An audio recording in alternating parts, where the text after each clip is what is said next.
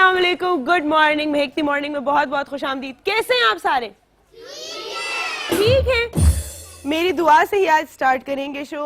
मेरी दुआ है आप सब ठीक ठाक हो, अपने प्यारों के साथ हो, सेहत याब हो, खुश हो, अपने घरों में हो। हम आज बहुत बहुत खुश हैं क्योंकि हमारे पास आए हैं आज नन्ही मुन्नी सी परियां, कुछ प्यारी प्यारी, कुछ प्यारे से फूल। कोई पिंक है, कोई येलो है, कोई बीच में बीज भी बैठी हुई हैं, कोई शेर बैठे हुए हैं, कोई चीते बैठे हुए हैं, है ना? सारे मुझे नजर आ रहे हैं यहाँ से। और ये नन्हे मुन्ने प्यारे बच्चे जो यहाँ पर बैठे हुए हैं।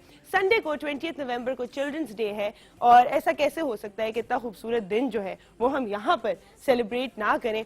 तो हमारा आज पूरा दिन जो है वो इन बच्चों को डेडिकेटेड है, इन्हीं की बेहतरी की बातों को डेडिकेटेड है और एक बहुत ही अच्छा इनिशिएटिव जो लिया जा रहा है पाकिस्तान में उसको डेडिकेटेड है। उसके बारे में हम बात करेंगे जब हमारे मेहमान यहाँ पर आते हैं।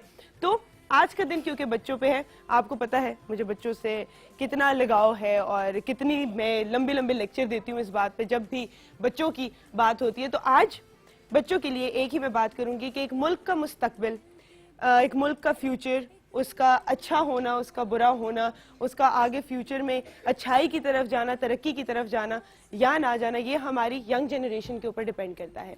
मैंने आपको पहले भी बताया था कि एक बच्चे की जो 70% माइंड की कैपेबिलिटी होती है कुछ भी नया सीखने की या कुछ भी अब्जॉर्ब करने की, वो 5 साल तक होती है। इसीलिए कहते हैं कि जो वर्किंग मदर्स होती हैं उनको चाहिए कि जब भी वो प्लान करें कि अब जो हमने फैमिली स्टार्ट करनी है तो वो अपने वर्क से 5 साल के लिए ये सोच लें कि they will have to dedicate 80% of their time at home. और ये मैं सिर्फ वर्किंग मदर्स के लिए नहीं कहती बल्कि वैसे भी जो जॉइंट फैमिली में खवातीन रह रही होती हैं जिनकी और बहुत सारी जिम्मेदारियां होती हैं, उनको भी चाहिए उनकी सास को, उनके इर्द गिर्द के लोगों को, उनके हस्बैंड्स को कि उनकी ज़िंदगी इतनी आसान करें कि वो अपने 80% टाइम अपने बच्चे को देख सकें। अब माँ की ज़रूरत तो हमें है ही, माँ ने बड़ा करना है, तरबियत करनी है, खाना पिलाना है, हमारे बीमारी में हमारा ख्याल रखना है, हर चीज़ माँ तो करती है, तो माँओं को तो ऑटोमेटिक सलाम है। लेकिन यहाँ पर मैं फादर्स को भी ये कहूँगी कि ये जो 5 years का टाइम पीरियड होता है, आपके बच्चे से आपकी कितनी अटैचमेंट है, वो कितना आपसे एफिलिएटेड है, कितना आपको जो है अपनी फ्यूचर में जाके बात आपसे शेयर करेगा, ये बॉन्ड भी उसी टाइम पर डेवलप होता है। तो आपको अपने बच्चों को फुल टाइम देना चाहिए, जब तक पूरी जिंदगी दें, लेकिन ये जो 5 to 7 years वाला जो टाइम होता है इस वक्त आपने अपने बच्चों को खास टाइम देना होता है। नॉट जस्ट दिस, आपके जो बिहेवियरल पैटर्न्स होते हैं कि आप घर में एक दूसरे से कैसे बात करते हैं, अगर उनके कोई बड़े बहन भाई हैं उनसे किस तरह बात करते हैं, घर में तौर तरीका क्या है, घर में मैनर्स कौन से सिखाए जा रहे हैं, ये सब चीज़ें भी तभी अब्जॉर्ब हो रही होती हैं। एक दफ़ा आपकी औलाद हो जाए, बहुत बड़ी नेमत है, अल्लाह ताला जो है सबको नवाजे इससे, तो आपकी ज़िंदगी फिर आप अपने बच्चों में ही देखते हो। और एक बच्चा पूरी ज़िंदगी की जिम्मेदारी है, पहले उसके बचपन का स्टेज, फिर उसकी स्कूल गोइंग स्टेज, फिर वो टीनेज स्टेज जिसमें पेरेंट्स भी तंग आ जाते हैं कि किस तरह कंट्रोल किया जाए इनको, फिर उसकी यूनिवर्सिटी, फिर शादी ब्याह। तो एक बच्चों का बहुत ही खूबसूरत जर्नी होती है जो हर पेरेंट की ज़िंदगी में आती है। अगर मैं थोड़े बड़े लेवल पर बात करूँ तो children's day children's rights guarantee करता है। चिल्ड्रंस राइट्स क्या है? सबसे इम्पॉर्टेंट राइट जो कि आगे आपकी मुल्क का मुस्तकबिल सेट करता है वो है राइट टू एजुकेशन। कि हर बच्चा जहाँ पर भी रहता है उसकी एक्सेस होनी चाहिए स्कूल पे, उसको एक अच्छा टीचर मिलना चाहिए, उसको एक प्रॉपर करिकुलम मिलना चाहिए और उसको वो सारी तालीम देनी चाहिए जिससे वो आगे अपना फ्यूचर बना सके। जिन कंट्रीज़ में अभी तक चाइल्ड लेबर है, जिस कंट्रीज़ में अभी तक right to education properly implement नहीं किया गया, उसमें सबसे बड़ी कंट्रीब्यूशन उनके बैकवर्ड होने की या अभी भी थर्ड वर्ल्ड होने की यही है। और जब भी हम पॉवर्टी की बात करते हैं, मैंने हमेशा कहा कि हर चीज़ की जड़ जो है वापस गुर्बत में जाकर है और उसी की वजह से बच्चे जो हैं, जब आप गरीब हैं, कभी किसी बाहर ये जो मांग रहे होते हैं, इनके माँ बाप को अगर पकड़ ले, उन्हें बोले अपने बच्चों को स्कूल नहीं भेजते, तो यही कहते हैं कि अच्छा इसको स्कूल भेज देंगे तो कमाएगा कौन। तो इस तरह की बहुत सारी चीज़ें हैं जो कि ग्रास रूट लेवल पर ठीक करने वाली हैं। और मैं हर इंसान को कहती हूँ कि आपकी तब्दीली जो है वो आपके साथ शुरू होती है, आपके घर में शुरू होती है, एक इंडिविजुअल के साथ शुरू होती है। तो जितना आप उनके माँ बाप को फैसिलिटेट कर सकेंगे उतना वो टाइम दे सकेंगे अपने बच्चों को एजुकेशन हासिल करने का। ये तो एक पार्ट की बात होगी। फिर वो सारे बच्चे जो स्कूल जाते हैं, मुझसे अक्सर लोग पूछते हैं कि इंग्लिश किस तरह आपकी जो है इतनी अच्छी है, आप तो मैट्रिक एफएससी में पढ़ी हैं और मैंने कोई बहुत ज़्यादा प्राइवेट हाई फाई स्कूल में भी नहीं पढ़ा, नॉर्मल से स्कूल में जो है पढ़े, तो आपकी इंग्लिश किस तरह आप इतना फरफर बोल लेती हैं। तो मैं हमेशा बताती हूँ कि इंग्लिश आपके किसी हाई क्लास स्कूल में, प्राइवेट स्कूल में या इस तरह की OA लेवल्स पढ़ने से आपको अंग्रेजी नहीं आती।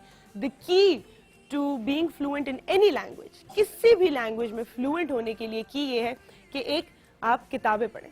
ریڈنگ سب سے زیادہ امپورٹنٹ ہے. میں ہمیشہ ہر پیرنٹ کو یہی مشورہ دیتی ہوں کہ اپنے بچوں کو عادت ڈالیں کہ وہ سونے سے پہلے اپنی پاس جو ہے ان کے پاس ایک بیڈ ٹائم سٹوری پڑی ہوئی ہو. جب تک وہ خود پڑھ نہیں سکتے تب تک آپ انہیں 1 یا 2 پیج سنا کے سنائیں, یا پھر وہ خود جو ہے جب انہیں پڑھنا آ جائے تو 1 یا 2 پیج جو ہے وہ رات کو پڑھ کر سوئیں. اور یہ میں صرف انگلش کے لیے نہیں کہہ رہی, آج کل تو ہمارے بچوں کی اردو زیادہ بری ہے. انگریزی پھر بھی وہ بڑی اچھی بول لیتے ہیں, لیکن اگر انہیں اردو میں ایک کمپلیٹ سینٹنس بولنے کو کہو تو شاید وہ مکمل نہ کر سکے.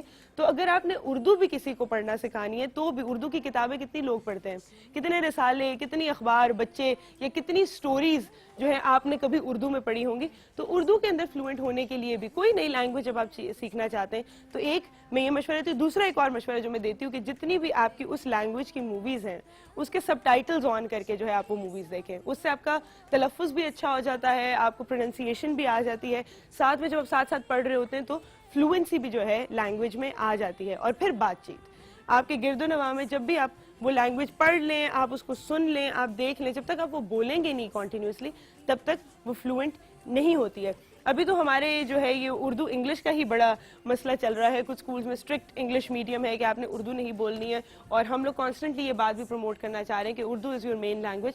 پوری دنیا میں آپ کے ہر سبجیکٹ جو ہے وہ اردو میں ہوتا ہے اور صرف انگلش ایز اے لینگویج پڑھائی جاتی ہے. کچھ اس طرح کے ممالک ہیں جہاں پہ سب کچھ انگلش میں ہوتا ہے اور اردو ایز اے لینگویج جو آپ کی قومی زبان ہے وہ الگ سے پڑھائی جاتی ہے.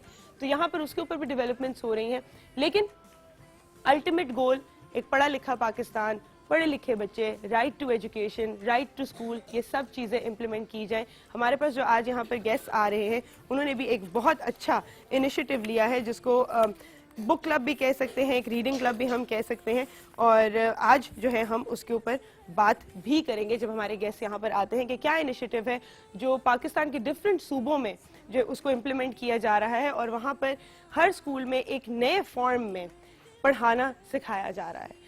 اب ہوتا کیا ہے کہ جتنے بھی, کل میری ان سے بات ہو رہی تھی مہمان سے, کسی نے بھی اگر جارج کا پاکستان دیکھا ہو تو جارج سے میری بات ہو رہی تھی اور وہ مجھے بتا رہے تھے کہ پہلے یہاں پر اسکول کی اٹینڈنس بڑی مشکل تھی, کہ آپ ان ضلعوں میں گاؤں میں اسکول تو کھول لیتے لیکن بچے اسکول آتے ہی نہیں تھے, کیونکہ وہی جا کے وہی کتاب کھولنی ہے, وہی 10 نمبر پیج نکالو, 12 نمبر پیج نکالو, وہاں سے ریڈنگ کرو, ہائی لائٹ کرو, ہوم ورک کرو, چلے جاؤ. تو آپ نے کس طرح اسکول کو انٹرسٹنگ بنانا ہے کہ بچے جو ہے وہ خود بھی اسکول آنا چاہیں اور پیرنٹس بھی جو ہے وہ اسکول بھیجنا چاہیں. اس کے لیے انہوں نے کچھ ماڈرن میکینزمز بھی جو ہیں وہ انکارپوریٹ کیے ہیں پڑھانے میں. کچھ ٹیبز کے اندر آپ نے دیکھا ہی ہوگا, ہر بچے کے پاس آج کل ٹیبز ہوتی ہیں, اس سے کس طرح پڑھایا جا رہا ہے اس کی ہم آپ کو یہاں پر ڈیمونسٹریشن بھی دیں گے. کس طرح ریڈنگ کو ایوری ڈے لائف میں انکارپوریٹ کیا جا رہا ہے اس کے بارے میں بھی ہم بات کریں گے. گیس میں آج کے جو ہے بتاتی چلوں, ہم لوگ سٹارٹ کریں گے اے آر زیدی صاحب سے, کیونکہ ہمارے کرکٹ کے حالات دیکھ ہی لیے ہیں آپ لوگوں نے, کتنا اچھا کھیل رہے ہیں ہے نا, کتنا اچھا کھیل رہے ہیں نا. تو آج اس کے اوپر بات کریں گے کہ یہ ہماری جو ہمیں امید تھی اپنی بیٹنگ لائن سے وہ اس پہ پورے اتر رہے ہیں کہ نہیں اتر رہے ہیں. اور تھوڑا سا مجھے حوصلہ ہے کہ جو ہماری اپوزٹ ٹیم ہے وہ بھی 2 آؤٹ ہو چکی ہے, تو ابھی دیکھتے ہیں کہ کیا ہوتا ہے. لیکن 3 آؤٹ ہو گئے, یس لائف 3 آؤٹ ہو گئے, تو ابھی ہم اس پہ بھی بات کریں گے کہ کیا ہمارے میچ کا فیوچر ہے اور ہم یہ جیت سکیں گے کہ نہیں. اور ہم بنائیں گے یونیورسل چلڈرن ڈے ہمارے بہت ہی رسپیکٹڈ گیسٹ اتنے پیارے پیارے بچوں کے ساتھ, تو آپ نے کہیں بھی نہیں جانا. انہوں نے کچھ بہت مزے مزے کی چیزیں بھی پریپیئر کی ہوئی ہیں جو ہم یہاں پر آپ سب کو دکھائیں گے ایک چھوٹی سی بریک کے بعد.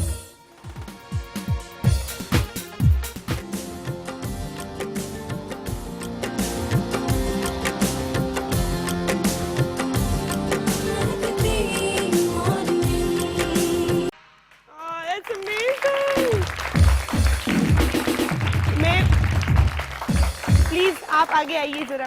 یہ جو ہماری پیاری سی ٹیچرز ہیں, چلڈرن ڈے پہ ہم ٹیچرز کو بالکل بھی نہیں بھول سکتے بیکاز. السلام علیکم, کیا نام ہے آپ کا؟ My name is Azra.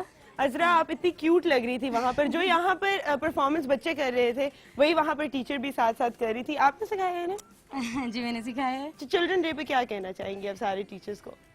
Children day پہ میں کہنا چاہوں گی کہ چلڈرن, دیکھیں بچوں کی first of all being a teacher, کہ بچوں کی سائیکو کو سمجھنا ایک ٹیچر کے لیے it's too much necessary and important. اور بچے تو معاشرے کو لائک کہنے کے پھولوں کی مانند ہوتے ہیں, اور جیسے جیسے ہم ان کو ٹریٹ کریں گے وہ بڑے ہو کے ویسے ویسے ہی گرو کریں گے. سو ٹیچر کا کریکٹر بہت امپورٹنٹ ہوتا ہے ایک بچے کی बेस्ट बनाने में. बिल्कुल So children टीचर day का में कैरेक्टर एक बच्चों की लाइफ की स्क्रिप्ट में सबसे इम्पोर्टेंट होता है, Definitely. क्योंकि आप घर से निकल कर जो आपकी आदतें होती है, बच्चों को यूजुअली सबसे जो प्यारी प्यारी टीचर्स होती है ना, पतली पतली खूबसूरत सी, उनके साथ वो बड़े अटैच्ड होते हैं, और वो जो घर में आके उन्हीं जैसा एक्ट भी करते हैं, उन्हीं जैसी बातें भी करते हैं, तो टीचर से बहुत सीखते हैं. और हमेशा कहते हैं definitely, कि हाँ, copy और करते माँ हैं बाप के सबसे बाद मुझे लगता है टीचर्स का सबसे इम्पोर्टेंट Definitely, जो है वो होता है, रोल है definitely. उनकी तरबियत. और इतने प्यारे लग रहे हैं सारे. इनके कॉस्ट्यूम्स किसने डिजाइन किए हैं? कॉस्ट्यूम्स हमने खुद डिजाइन किए हैं. वी अच्छा. Are from educators, we are पे गौरी कैंपस, अच्छा. और हमने कॉस्ट्यूम्स अपने खुद डिजाइन किए बहुत हैं. क्यूट लग रही है सारी फेरीज. एंड आई हर्ड आपके पास 2 कराटे किट भी हैं. No, they are educator in a other रहे कैंपस. आ रहे यहाँ पर. कहाँ है हमारे कराटे किड्स? हैं? किधर है किधर है किधर है? आ जाइए ना. ये 2 मुझे तो नजर आ गए हैं, दोनों बच्चे हैं जो यूनिफॉर्म उन्होंने पहना हुआ है. ये शर्मा रहे हैं. कराटे कैसे करोगे अगर शर्माओगे? आ जाओ आगे, आ जाओ. अच्छा, अगर आप लोग थोड़ा सा पीछे हो जाओ, पीछे पीछे पीछे पीछे पीछे पीछे, और उनको थोड़ी सी जगह दे दो सामने. आ जाए आ जाए आ जाए आ जाए. This is your stage in the middle. चलें जी.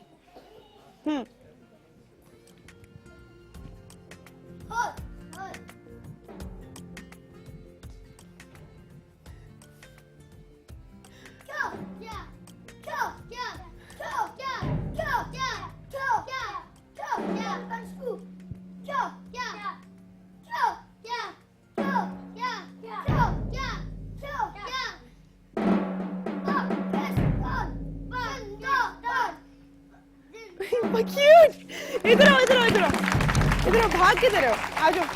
ये जो लीडर थे ना, मैं आ जाती हूँ पास. अस्सलाम वालेकुम. अस्सलाम वालेकुम. वालेकुम. कैसे हैं आप? ठीक हूँ. ठीक हो? किसने सिखाए कराटे? सर ने. सर ने. और ये एंड में क्या कहा था? पाकिस्तान जिंदाबाद. उसी तरह कहो ना. पाकिस्तान जिंदाबाद. क्या बात है भाई, जबरदस्त. शौक है कराटे का? आपको है? हाँ जी. क्या नाम है आपका? मोहम्मद. मोहम्मद. किससे सीखते हो आप? ये आपके टीचर है? नहीं. नहीं, किससे सीखते हो? इससे ऐसे तो फिर भी टीचर नहीं है. हैं? नहीं. आपका क्या नाम है? निशान. ये पकड़ो भाई, पकड़ लो निशान जी. आपको भी शौक है कराटे का? बोलो ना. जिस तरह पाकिस्तान जिंदाबाद बोला था वैसे बोल के दिखाओ. पाकिस्तान जिंदाबाद. क्या बात है, पाकिस्तान जिंदाबाद. बिल्कुल जी. कोई पोएम आती है आपको? आप मेरे शो पे पहले भी आ चुके हो, है ना? हाँ जी. हाँ जी. कोई पोएम आती है हाँ जी. तो सुनाओ ना. पकड़ लो माइक. हाँ जी. मुझे भूल गया. भूल गए हो? तो हम सारे साथ पढ़ देंगे. बताओ कौन सी पोएम पढ़नी है? भूल गया. ट्विंकल ट्विंकल तो आती होगी, है ना? हाँ जी. हाँ तो चलो सुना दो. शाबाश. Twinkle twinkle little star, how I wonder what you are. आ रही है आवाज किसी को? है? मुझे इतना ही आता. उतना याद है. क्यूटी. आपके इतनी क्यूट हो ना आपके, हम आपको जो है एक्सक्यूज कर सकते हैं इससे, है ना? ऐसे ही एक और हमारे पास टीचर. आ जाइए. जो ये भी वो कराटे का बता रही थी. आ जाइए.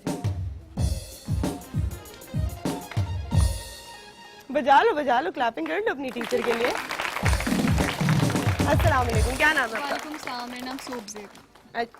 सोबजेब. सोबजेब. हाँ तो जी. क्या मतलब है? सक्सेस. सक्सेस. वाह, जबरदस्त. पहली दफा सुना है मैंने. हाँ जी, ये सराइकी का वर्ड है. सोबजेब. और आपने जो है प्रोफेशन भी बहुत अच्छा चुना है इसके लिए, है ना?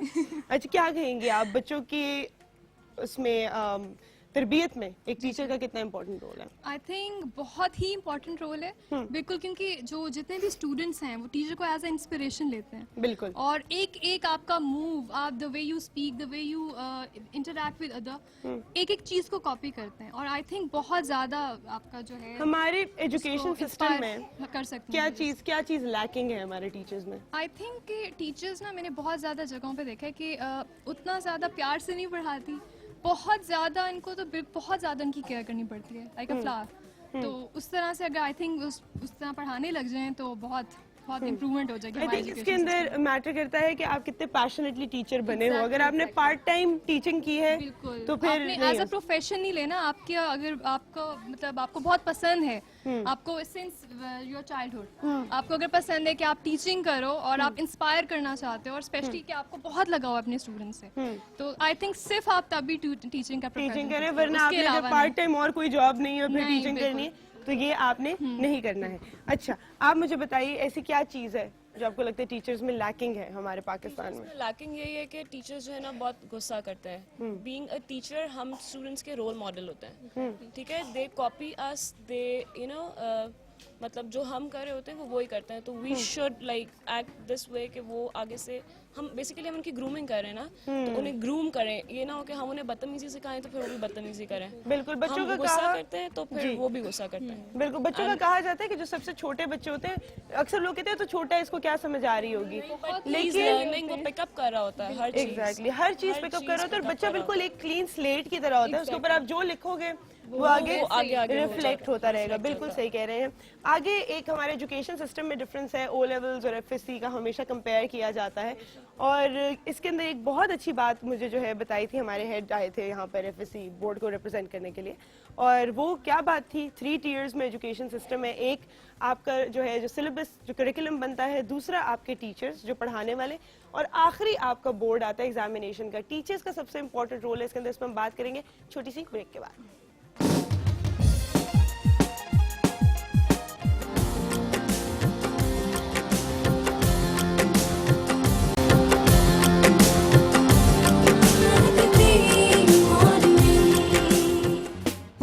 ویلکم بیک ٹو مہک دی مارننگ. ہمیں جوائن کیا ہے اے آر زیدی صاحب نے جو کہ کرکٹ اینالسٹ ہیں. السلام علیکم. وعلیکم السلام. کیسے ہیں آپ؟ بالکل آپ کی دعا. آج تو حال چال مطلب ہم نے جو کل پریڈکٹ کیا تھا ویسا ہی کچھ ہو گیا ہے میچ میں, کیا ہو رہا ہے؟ دیکھیں جو وکٹ کی تاریخ ہوتی ہے نا اس کو دیکھ کے پریڈکشن کرنی ذرا آسان ہوتی ہے, اور جب بارش بھی ہوئی ہو, اور آپ دیکھیں ہم شارجہ وغیرہ میں جس طرح کی وکٹوں کے اوپر کھیلتے ہیں, نیوزی لینڈ اور آسٹریلیا میں تو ایسی وکٹیں نہیں ہیں. میں نے کل بھی آپ کو یہ کہا تھا کہ وہاں پہ ایک ٹنج آف گراس ہوتی ہے وکٹ کے اوپر. اب بارش ہوئی ہوئی تھی, موئسچر زمین کے اندر سے وکٹ کے اوپر جا رہا تھا, اور کل ایک تجزیہ کار نے ایک انٹرنیشنل اخبار میں بڑا خوبصورت فقرہ لکھا. اس نے کہا کہ بارش ہو رہی ہے, وکٹ گرین ہے, اور باہر دونوں ٹیموں کے فاسٹ بالر جو ہیں وہ ان کا جی کر رہا ہے کہ ابھی ان کو گیند دی جائے, ابھی وہ گیند کرنا شروع کر دیں, اور ان کے منہ میں پانی آ رہا ہے وکٹ کو دیکھ کے. تو آپ یہ دیکھیں کہ آج جو کچھ ہوا بالکل اس کے مطابق ہوا. کل رات ایک اور جگہ پہ میں بات کر رہا تھا کہ جو ٹیم بھی ٹاس جیتے گی وہ دوسری ٹیم کو پہلے بیٹنگ کرائے گی. وہی کچھ ہوا ہے. اب دیکھیں بات یہ ہے کہ 133 پہ آپ کو آؤٹ کر دیا انہوں نے. خود ان کا سکور ابھی جب میں آپ کے پاس آ رہا تھا تو 65 for 3 تھا. بالکل. اور آج پہلا دن کا کھیل ابھی مکمل نہیں ہوا, 98 اوورز ہونی ہے, اور یہ پوزیشن ہے کہ 13 وکٹیں گر چکی ہیں. تو یہ مطلب اچھا یہ تو ہمیں پتہ ہی تھا کہ یہ جو پچ ہے یہ بالرز کو ہی فیور کرے گی, لیکن جس طرح آپ نے کہا کہ ان پچز کے اوپر مجھے لگتا ہے اصلی امتحان ہماری ٹیم کا ادھر ہی جا کر ہوتا ہے, اور یہاں پر ہی ہمیں پتہ چلتا ہے کہ ہماری بیٹنگ لائن جو ہے وہ کتنی اسٹرانگ ہے یا کتنی ویک ہے. کیا آسان حال ہے؟ ایسا نہیں ہے کہ ہم اپنے ملک میں تیز وکٹیں بنانی شروع کر دیں. ہم کتنی دفعہ یہاں پر یہ بات کر چکے ہیں, اور یہاں پر ایک بہت, کیونکہ آج چلڈرنس ڈے ہے اور چلڈرنس کی ڈیولپمنٹ کے اندر ایک تو آپ کی جو ہے پڑھائی ہوتی ہے, دوسری طرف ایکسٹرا کریکولرز ہوتے ہیں. Sports is very very important. میں بار بار کہتی ہوں کہ اس کے اوپر انف ایمفیسس نہیں دیا جاتا ہے. باہر تو کالجز یونیورسٹیز میں پوری اسکالرشپس جو ہیں وہ اسپورٹس کے لیے ریزروڈ ہوتی ہیں. آپ کو کیا لگتا ہے کہ جو باہر جو بچپن سے چیمپئن بنتے ہیں, ایک بچے سے چیمپئن, یہ سفر کیسے طے کیا جاتا ہے, یہ کیسے ہوتا ہے؟ سندس ایک بات آپ کو بتاؤں کہ مجھے آسٹریلیا جو کہ ورلڈ چیمپئنز پروڈیوس کرتا ہے وہاں پہ مجھے 2-3 دفعہ جانے کا اتفاق ہوا ہے, اور مجھے یہ دیکھنے کا اتفاق ہوا ہے کہ ورلڈ چیمپئنز کیسے پیدا کیے جاتے ہیں. دیکھیں جس طرح ایک وقت میں 60s میں ہمارے سکولز کالجز میں باقاعدہ سپورٹس ڈے ہوتے تھے اور بچوں کو کمپٹیشنز کی طرف راغب کیا جاتا تھا, دیکھیں وہاں بھی یہی کچھ ہے, مگر یہ ہے کہ بڑی سیریسلی کیا جاتا ہے. آپ آسٹریلیا کے کسی بھی ٹاؤن کے اندر چلے جائیں یا کسی گاؤں کے اندر چلے جائیں تو وہاں آپ کو پبلک پرائیویٹ پارٹنرشپ کے ساتھ سوئمنگ پولز ملتے ہیں, جس میں عموماً جو گرینڈ پاز یا نانا دادا ہوتے ہیں وہ اپنے بچوں کو لے کے وہاں پہ گئے ہوتے ہیں. وہاں پہ آگے ٹرینرز ہوتے ہیں, ٹرینرز اس کو 3-4 سال کی عمر میں پک کرتے ہیں, اور میرا خیال ہے 10-11 سال کی عمر تک تو پریکٹس کر کے ورلڈ چیمپئن بن چکا ہوتا ہے. واو, کہ مطلب یہ وہاں سے شروع ہوتے ہیں ان کی جرنی بالکل بچپن سے. جی ہاں. ہمارے پاکستان میں کو کیا لگتا ہے سکولز میں کتنا ایمفیسس ہے؟ میرا خیال ہے جس وقت ہم لوگ سکولز میں تھے تو ایک بڑی ٹریڈیشن تھی کہ پیرنٹس کو بلایا جاتا تھا سپورٹس ڈے کے اوپر, ان کو بچوں کو ڈیلی 2 بجے کے بعد جب وہ گھر جاتے تھے اس کے بعد 4 بجے دوبارہ سکول آنا پڑتا تھا سپورٹس کے جو پیریڈز تھے ان کو اٹینڈ کرنے کے لیے. اچھا اب تو ایسا کچھ نہیں, اب ایسا کچھ نہیں ہے. میرا خیال ہے پبلک سکولز جو اس وقت تھے وہاں پہ تو ہر جگہ پہ یہ تھا. دیکھیں بات یہ ہے کہ کرکٹ کے نیٹس ہوتے تھے, فٹ بال ہوتی تھی, ہاکی ہوتی تھی, ہم یہ تینوں گیمیں کھیلتے تھے, ٹینس کھیلتے تھے, بیڈمنٹن کھیلتے تھے. یہ 4-5 گیمیں جو تھی بڑی پاپولر تھی پاکستان کے اندر. انفارچونیٹلی آپ کے ساتھ بھی کئی دفعہ یہاں پہ بات ہوئی ہے. دیکھیں ہماری کرکٹ کیوں ڈکلائن کا شکار ہے, ہماری ہاکی کیوں ڈکلائن کا شکار ہے, کیونکہ ہم نے اسکول میں جو کھیلتے تھے وہ ختم کر دیا. بالکل ہمارے اسکولوں کے پاس گراؤنڈز نہیں ہیں. ایک وقت تھا کہ جب آپ کے اسکولوں کے پاس ہاکی کی گراؤنڈز ہوتی تھی, کرکٹ کی اپنی گراؤنڈز ہوتی تھی. کمپلسری ہوتا تھا کہ آپ کے اسکول میں گراؤنڈ ہونی چاہیے. بچوں کو پتا تھا کہ یہ گراؤنڈ ہے, یہاں پہ جا کے ہم نے کھیلنا ہے. بالکل, اور وہ کھیلتے تھے. الگ ہوتا تھا, باسکٹ بال کورٹس علیحدہ ہوتی تھی. بالکل. تو میرا خیال ہے یہ ساری چیزیں ہم نے اپنے آپ سے جب ختم کی ہیں تو اس کے بعد ڈکلائن شروع ہو گیا. ہاں مجھے لگتا ہے جو گھروں میں اسکول اور پرائیویٹائزیشن جو ہوئی ہے اس میں اتنا سا آپ کے پاس ہے کہ آپ جاؤ کمرے بیٹھ کے پڑھو, اس کے بعد گھر چلے جاؤ, کیونکہ بس ذرا سا بھی جو ہے وہ ایریا تو ہے ہی نہیں. جیسے کرکٹ میں یہ کہا جاتا تھا جب ہم اسکول میں کھیلتے تھے تو ساتھ ساتھ ہم کلب میں بھی کھیلتے تھے. کلبز ہوتے تھے جہاں پہ آپ کو 10 روپے مہینہ آپ سے لیتے تھے. اس وقت 60s کی بات ہے, لیٹ 60. تو ٹھیک ہے بلہ پیڈ وغیرہ آپ اپنے لے کے جاتے تھے, مگر آپ کو ایک گراؤنڈ کی فیسلٹی تھی. بالکل, ہم اپنی وکٹس کو خود رول کرتے تھے اور ہمیں یہ بتایا گیا تھا کہ یہ رولر پڑا ہے, نیٹ سے پہلے آپ نے یہ خود رول کرنا ہے. اچھا, یہ بھی سارا کچھ گراؤنڈ مین کے ساتھ مل کے ہم وکٹ خود رول کرتے تھے. تو یہ آپ کو ایک سپورٹس مین بنانے کے لیے میرا خیال ہے ایک بڑی اچھی تعلیم دی جاتی تھی. بالکل بالکل. ہماری کرکٹ اکیڈمیز کا کیا حال ہے؟ دیکھیں بات یہ ہے کہ مجھے تو اتنا پتا ہے کہ چند سال پہلے ایک مشینری منگائی گئی تھی جو آپ کے یہ ٹیسٹ کرتی تھی کہ 15 ڈگری کا اینگل جو ہے وہ بالر اس سے زیادہ کر رہا ہے کام. 8-9 سال تو وہ مشین پڑی رہی, وہ اکیڈمی میں لگنی تھی اور کسی یونیورسٹی کو دی جانی تھی, کیونکہ ابھی آپ کا حفیظ کیا ہوا ہے برسبن کے اندر اپنا ٹیسٹ کرانے کے لیے. اگر لاہور میں لگ گئی ہوتی تو وہ یہیں پہ ٹیسٹ کروا لیتا. 8-9 سال پڑی رہی, بالکل پڑی رہی. اور یہ کیوں نہیں لگ رہی ہے, مطلب کوئی کانسنٹریٹ نہیں کر رہا؟ مجھے تو ابھی یہ پتا ہے کہ فیصل آباد میں بہت بڑی کرکٹ اکیڈمی بن رہی ہے. جی ہاں, وہ سعید اجمل نے ایک شروع کی ہے وہاں پہ, مگر اس میں بھی کمپلیکیشنز ہوئی. مگر بات یہ ہے کہ یہ پرائیویٹ سیکٹر کو اور گورنمنٹ کو, اخلاقی طور پہ تو یہ گورنمنٹ کی ریسپانسبلٹی نہیں ہے, پرائیوٹ سیکٹر کو کرنا چاہیے. اچھا, پرائیویٹ کی, گورنمنٹ کی نہیں ہے؟ نہیں, گورنمنٹ کی ریسپانسبلٹی دیکھیں بات یہ یہاں تک تو ہے کہ وہ آپ کو گراؤنڈز پرووائڈ کرے. اسلام آباد میں آپ دیکھیں کتنی گراؤنڈز بنائی ہیں گورنمنٹ نے, مگر یہ ہے کہ پرائیویٹ سیکٹر کو ساتھ ملنا چاہیے. اب یہ تو نہیں کہ گورنمنٹ کیے جائے اور پرائیویٹ سیکٹر کچھ نہ کرے, مشترکہ, یہ مشترکہ. آسٹریلیا میں یہ ہوتا ہے جس کی وجہ سے آپ کو چیمپئنز ملتے ہیں. ان کی ہاکی ٹیم, ان کی وومن ہاکی ٹیم, ان کی مین ہاکی ٹیم, ان کی کرکٹ ٹیم, ان کی عورتوں کی کرکٹ ٹیم, اور سوئمرز تو آسٹریلیا کے ورلڈ چیمپئن ہیں. ٹینس میں بھی وہ ورلڈ چیمپئن ہیں. بالکل. آپ کو لگتا ہے بچوں کی ڈیولپمنٹ میں سپورٹس کا بہت امپورٹنٹ رول ہے؟ میں تو سمجھتا ہوں کہ دیکھیں جو ایرسٹوٹل نے میرا خیال تھیوری آف یوجینکس دی تھی کہ ہیلدی جو مائنڈز ہیں وہ ہیلدی باڈیز کو جنم دیتے ہیں. بالکل. تو آپ سپورٹس کھیلیں گے تو آپ کا جو مائنڈ ہے وہ بڑا ایک سٹرونگ مائنڈ ہوگا. ڈیسیژن میکنگ میں فیوچر میں آپ کو آسانی ہوگی. بچے جب گرو کر رہے ہوتے ہیں تو اگر ان کے اندر کمپٹیشن کی عادت ڈالی جائے تو وہ تعلیم کے اندر بھی شفٹ کریں گے. بالکل بالکل. اور کیریکٹر بلڈنگ جو ہے وہ سپورٹس مین اسپرٹ جس کے اندر دیکھیں اگر آپ میچ ہارتے ہیں تو آپ کے اندر سپورٹس مین اسپرٹ ہونی چاہیے کہ آپ اس کو ایکسپٹ کریں گے دوسرا بندہ مجھ سے بہتر ہے. ٹھیک. اور اس کے بعد آپ اپنے اوپر کام کریں, اپنے آپ کو بہتر کریں. بالکل. اگر اسی کو لے کر ہم ابھی اپنی ٹیم کو کہتے ہیں کہ جو انہوں نے غلطیاں کی ہیں, آگے آپ کیا پریڈکٹ کریں گے, یہ میچ کس کی فیور میں جائے گا؟ دیکھیں ابھی آج 13 کھلاڑی آؤٹ ہو چکے ہیں, پہلے دن کا کھیل ہے, ابھی اوورز رہتے ہیں. دیکھیں بات یہ ہے کہ اگر ابھی تو میں ایسے کہوں گا یہ ایونلی پوائزڈ ہے. دونوں ٹیمیں بالکل برابر, کسی کی فیور میں نہیں ہے یہ. اب یہ میچ سیکنڈ ڈے پہ جب ابھی دھوپ نکلی ہے, وکٹ میں سے موئسچر اڑے گا تو ہو سکتا ہے یاسر شاہ کو مدد کرے یا فردر پاکستان کے جو سیمرز ہیں ان کو مدد کرے. تو پاکستان اگر 133 یا اس کے قریب نیوزی لینڈ کو آؤٹ کر لیتا ہے تو میرا خیال ہے بڑا انٹرسٹنگ ٹیسٹ میچ ہوگا. مگر مجھے اس میں جو اصل میں اس کا کمپیریزن کر رہا ہوں, جو پچھلے ہفتے ہوبارٹ کے اندر آسٹریلیا اور ساؤتھ افریقہ کا میچ ہوا.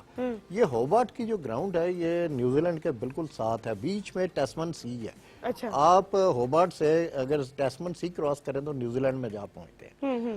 اب آپ کو پتہ ہی ہے پہلے دن پہ 85 رنز پہ ساؤتھ افریقہ نے آؤٹ کر لیا آسٹریلیا کو, اور پھر دوسری اننگز میں 161 پہ آؤٹ کر کے ایک اننگز اور 80 سکور سے میچ جیتا. اب یہ ذہن میں رکھیں وہ آسٹریلیا کے خلاف کھیل رہے ہیں. بالکل. تو یہ یہاں پہ بھی کہیں ایسی کیفیت تو نہیں ہو جائے گی کہ ادھر بھی ایک دن میچ بارش کی وجہ سے ضائع ہوا تھا, ادھر بھی ایک دن ضائع ہوا ہے, تو یہ کوئی سملیرٹیز تو ڈیولپ نہیں ہو رہی. بالکل بالکل. آئی ہوپ کہ ہماری فیور میں یہ سملیرٹیز ڈیولپ ہو. اللہ کرے کہ ہمارے بالرز جو ہیں وہ اچھی گیند کریں اور کیچز ہمارے فیلڈرز پکڑیں. مگر کل میں نے آپ کو شاید یاد ہوگا کہا تھا کہ ہماری بیٹنگ ہماری ویکنس ہے. بالکل. اور آج آپ نے دیکھا جس طرح ہمارے بیٹسمنوں نے اپنی وکٹس ضائع کی ہیں, they were short of responsibility. یہ ان کو ڈیولپ کرنا چاہیے تھا, اب نہیں کیا. تو میرا خیال وہی بات ہے, مسئلہ وہی ہے کہ جو سیمنگ گیند ہے, موونگ گیند ہے, اس کو ہمارے بیٹسمن کھیل نہیں سکتے. ہم لوگ عادی ہیں شارجہ یا اپنی ڈیڈ وکٹس کے اوپر کھیلنے کے. یہ ایشو ہے اور یہ لمحہ فکری ہے. میں یہاں پر دوبارہ یہ بات ایمفسائز کروں گی جو ہم بار بار یہاں پر کرتے ہیں کہ ہوم گراؤنڈز کے اندر فاسٹ وکٹ بنائیں تاکہ ہم سیکھ کر جائیں اور وہاں پر ہم پریکٹس میچز نہیں بلکہ ایکچوئل میچز کھیلیں جو ہم جیت کر واپس. دیکھیں ہمارے یہاں پہ جو میرا کرکٹ کا تجربہ ہے, سیالکوٹ ایک ایسا شہر ہے جہاں پہ فاسٹ وکٹ ہے. ہمیں اپنی ڈومیسٹک کرکٹ اس طرح ارینج کرنی چاہیے کہ ہماری جو ٹیمیں ہیں ڈومیسٹک کرکٹ کھیل رہی ان کو مجبور کیا جائے کہ وہ ہر ٹیم جو ہے سیالکوٹ میں میچ کھیلے. اس کے بعد آپ کے پاس پنڈی کی سیمنگ وکٹ ہے, رال پنڈی کی وکٹ بالکل انگلش وکٹوں کی طرح ہے, اس کے اوپر گراس بھی ہے. ہر ٹیم یہاں بھی میچ کھیلے. اسپنرز کی وکٹیں آپ کے پاس ہیں, کراچی ہے, آپ کراچی میں بھی میچ کھلائیں گے. کراچی کی وکٹ جو ہے بڑی سڈنی کی وکٹ سے ملتی جلتی ہے. بیٹنگ وکٹیں کون کون سی ہیں, فیصل آباد ہے, ملتان ہے, اس طرح کی وکٹوں پہ ہر ٹیم کو مجبور کریں کہ وہ ان ہر اس طرح کی وکٹ کے اوپر میچ کھیلیں تاکہ نئے آنے والے پلیئرز کو پریکٹس ملے. پریکٹس اور ایک ورسٹائل گیم کا ان کا جو ہے, جی ہاں, ان کا ڈیفرنٹ ٹائپس کا ایکسپیرینس. تھینک یو سو مچ زیدی صاحب نے بہت اچھی بات کی. Again sports is a very important part of a چائلڈ's development, اور ہماری گورنمنٹ کو بھی پرائیویٹ سیکٹر کو بھی اس کے اوپر بالکل کانسنٹریٹ کرنا چاہیے. اس پہ آگے بھی ہم بات کریں گے چھوٹی سی بریک کے بعد.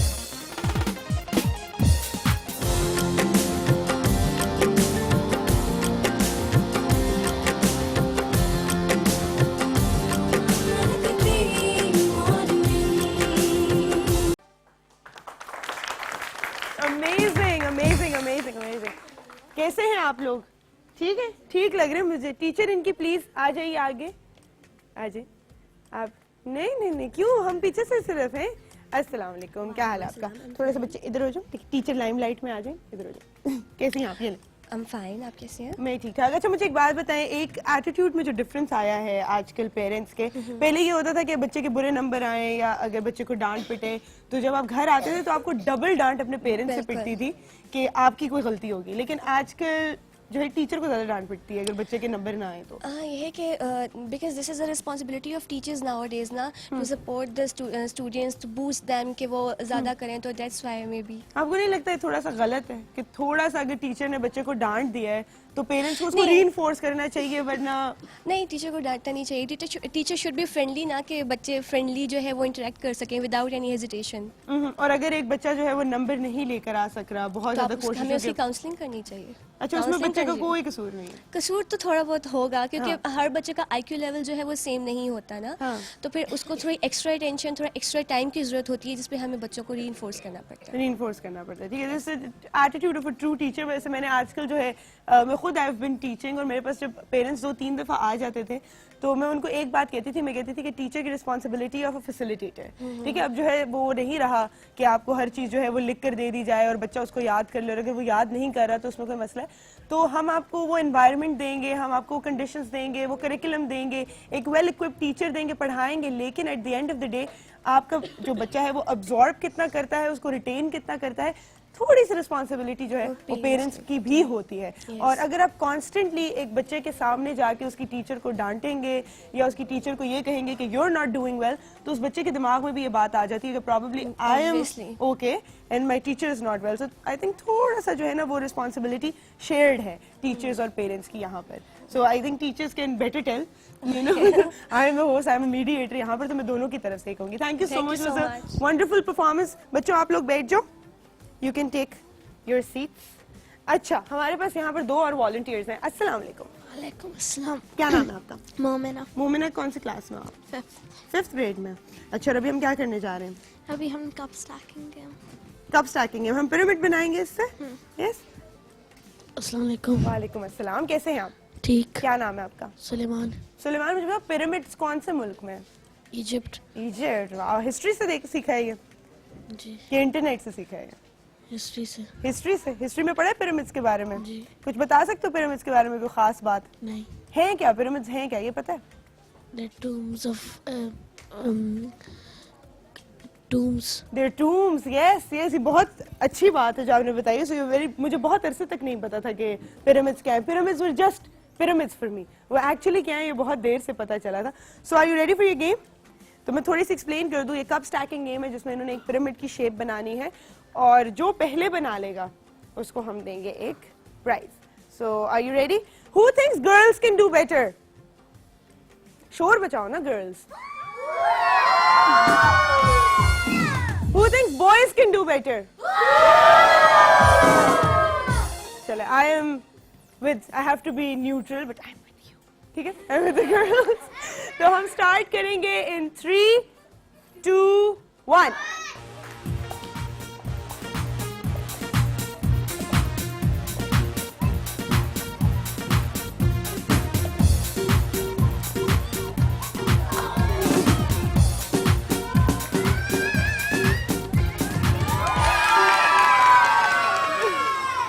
واپس بھی آنا ہے.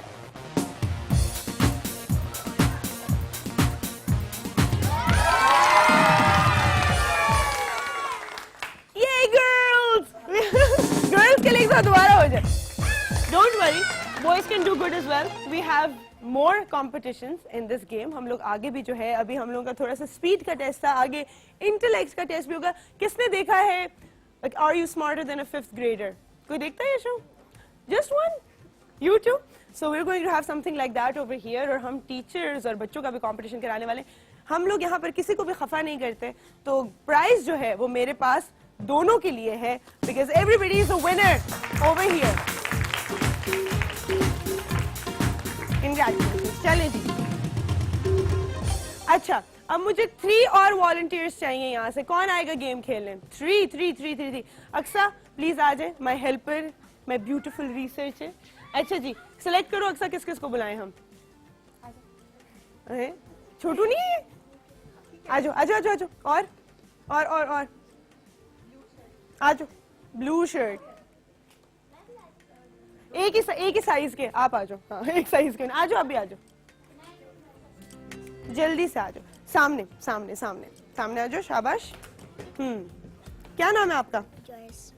جوائس. آگے آگے آگے ادھر آجو. آپ کا کیا نام ہے؟ ہنیشہ. ہنیشہ. ڈو یو نو آپ کا مطلب کیا ہے نام کا؟ لائلٹی. رائلٹی یا لائلٹی؟ لائلٹی. واہ, سچ اے نائس نیم. اور آپ کا کیا نام ہے؟ نوریز. کیا مطلب ہے آپ کے نام کا؟ ہے نہیں پتا. اچھا, آپ آ جاؤ بیچ میں. گیم کیا ہے اکثر آپ ایکسپلین کرو گے؟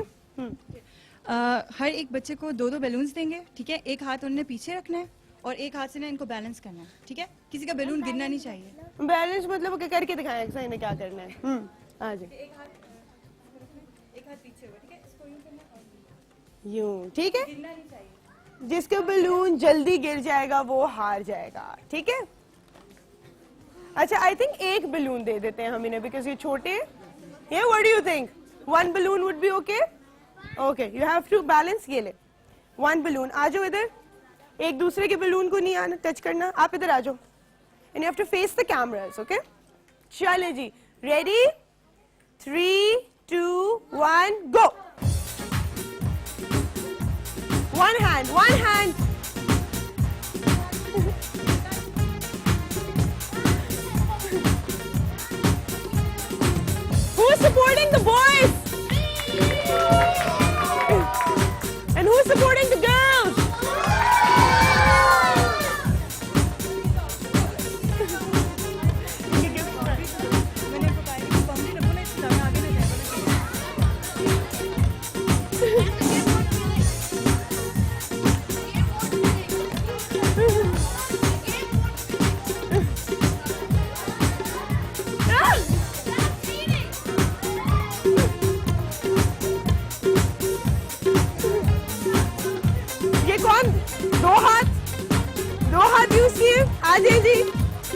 boy disqualify हो गया है.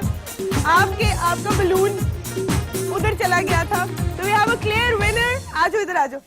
Joyce, you used 2 hands. Yes? Did you? Yes. And your balloon flew off the grid. So we have a clear winner. How do you feel? Cheers for the girls! Again, like I said, nobody is a loser over here. We all have sportsman spirit. तो आप तीनों के लिए जो हैं gifts हम आपको देंगे. आके अपने gifts तो receive करो. आजो. How do you feel? Are you happy? Yes. Joyce, what does your name mean? Joy? Happiness? Yes. Yes, but I don't think you're happy. I am very I happy. don't think you're happy. I am very I'm happy. going to take the gift away. You're not happy. Show me your happy face.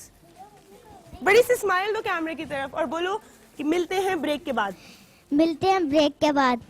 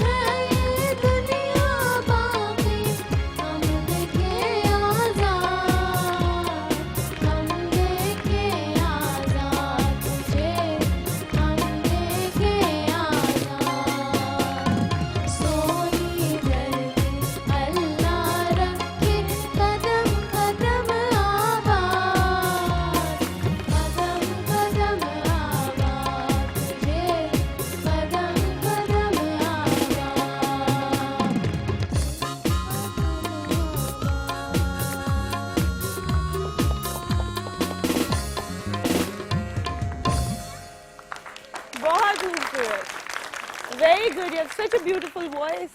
इतनी प्यारी आवाज़ है आपकी और आपकी दुआ भी अल्लाह ताला कबूल करे. अल्लाह हमारी सोनी धरती को हमेशा आबाद रखे और ऐसे प्यारे प्यारे फूल जो हैं यहाँ पर खिलते रहे. यही मेरी दुआ है. मैं यहाँ पर वेलकम करना चाहूँगी हमारे गेस्ट पैनल को. Jamie Michelle Oberlander, education officer USAID.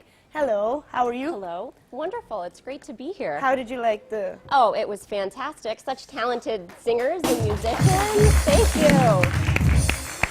हमारे साथ हैं शाहिदा माहीन, पाकिस्तान रीडिंग प्रोजेक्ट के डायरेक्टर मटेरियल्स. अस्सलाम वालेकुम. Welcome to my show. Thank you. और हमारे साथ हैं कौसर परवीन जो कि यहाँ पर as a teacher and I think that in itself is such a big designation जो यहाँ पर मौजूद है. अस्सलाम वालेकुम. वालेकुम अस्सलाम. कैसी हैं आप?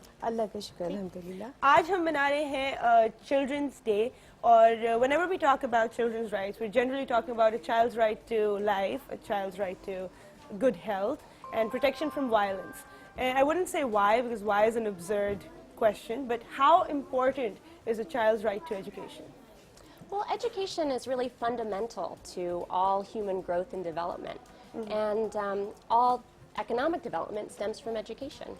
Education provides the tools and the skills for children to understand the world around them and to shape the world around them. And it also provides the necessary tools and skills to gain employment, to later provide for themselves and their families. Yes. And you know, Pakistan recognizes this. Article 25A of the Constitution guarantees a right to free and compulsory education for all children. Yes, it does. And we all can do more to make that a reality, Yes. especially for the 24 million children out of school in Pakistan. Out of school in Pakistan, yes. What you said is really important. Also, what we can do is we can facilitate in making it easier for a child to go to school. Absolutely. And for them to actually want to go to a school. So it's more entertaining for them as well. So it's not just dry books, you know, what the children usually are scared of.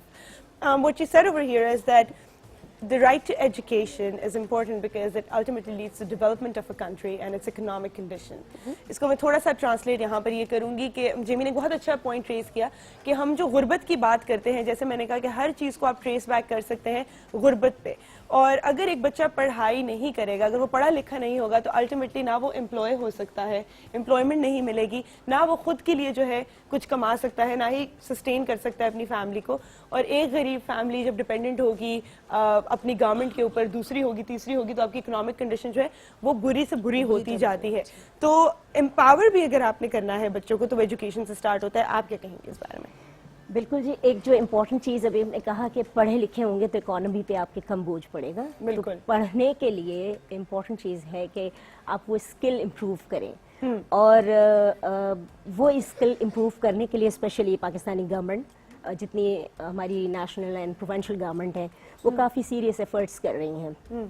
इस हवाले से USAID ने एक project launch किया था Pakistan government के साथ, जिसे पाकिस्तान रीडिंग प्रोजेक्ट का नाम दिया गया था, स्पेशली पढ़ने के हवाले से.